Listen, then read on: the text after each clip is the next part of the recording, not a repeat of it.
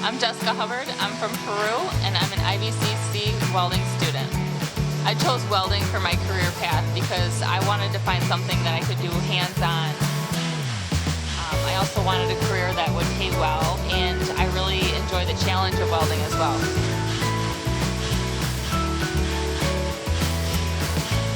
The great thing about coming here was the bond that I made with the instructors.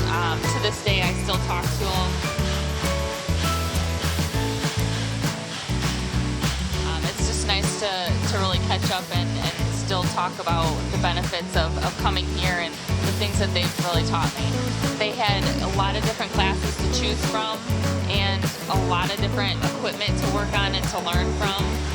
My experience with the IVCC's welding program really helped me to progress with my welding.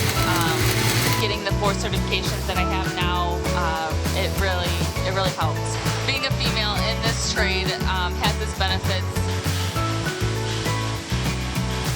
Right now I'm a first-year apprentice out of 597 Pipe Fitters Local in Chicago.